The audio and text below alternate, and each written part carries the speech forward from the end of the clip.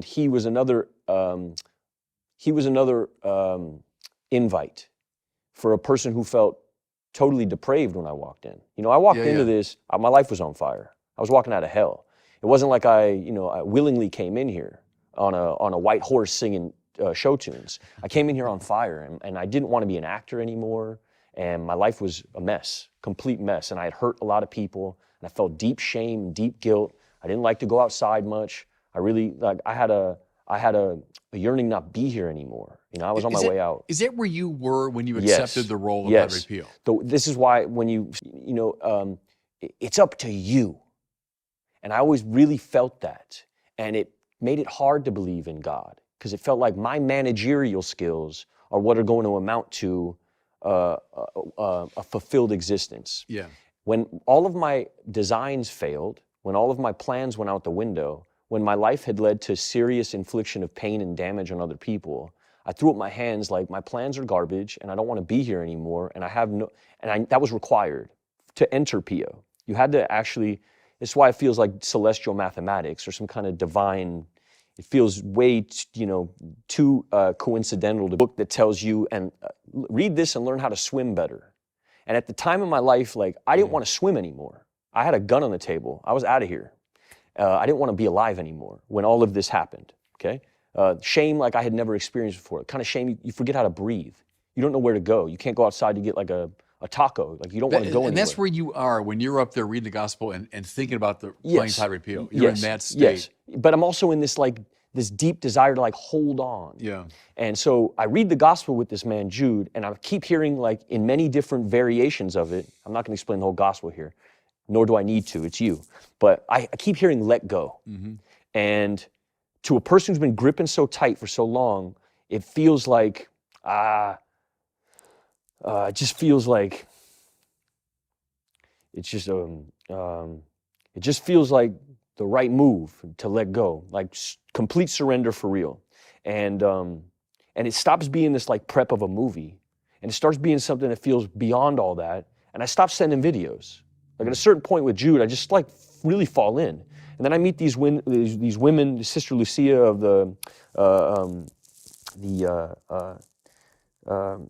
Sacred Heart Sisters, who starts really like catechizing me in a very real way, in a very like, let's go through it, let's talk about it paragraph by paragraph. And what happened was, there also happened to be like a meeting at the church for this other spiritual program that I'm in, right next door to Sister Lucia's. So I'd wake up in the morning, 9 a.m., I'd go to my meeting, and then 10 a.m. I'd be with Sister Lucia, and then 11 a.m. I'd be with Brother Jude, and then 12 I'd be with Father James, who's now in Burnley. But Father James was like this.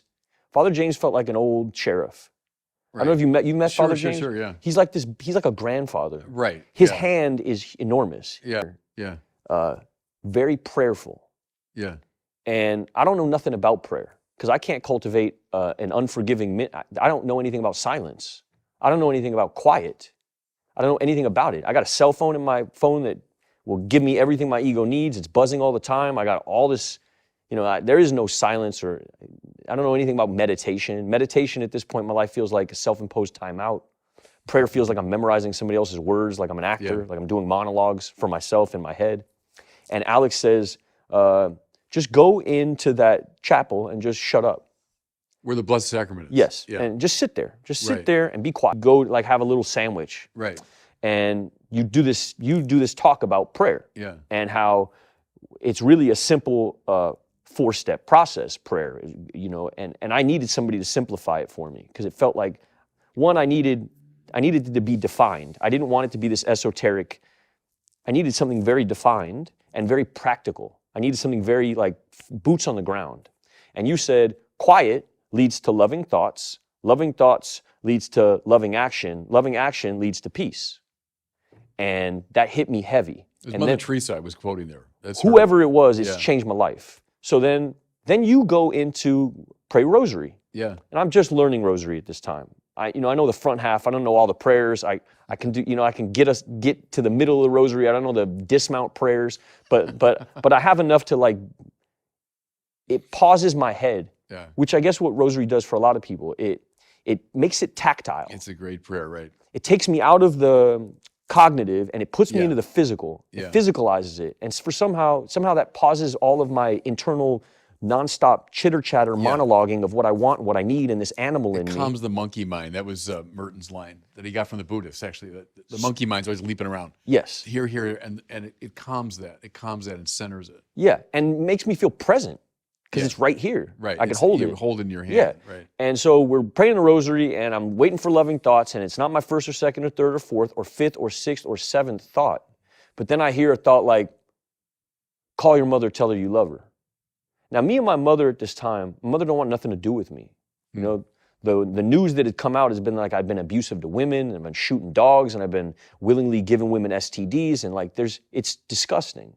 It's depraved. And my mother is embarrassed beyond all imagination. She doesn't want nothing to do with me. And we hadn't talked, and I'm living in this parking lot. And I get out of rosary with you, and I call my mother, and I say, I don't have much to say to you, but I love you and I'm safe.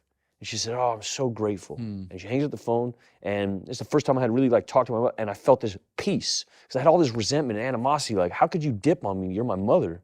You know, no matter what happens, like, this is conditional love that you offer me. So, you know, then I start reading the Confessions by Augustine and his mother and that relationship. And right. everything starts to feel like click, click, click, click, click. Right. And Augustine being like a hedonist who had made all these flaws. And then they started explaining Francis to me and all this ego that was in Francis. Just a complete egomaniac. Same story, right. Yeah, like, and I start feeling all these connections, and I start seeing this route. And and it says let go, and I like suffering so that they can be more effective at bringing the good news forward.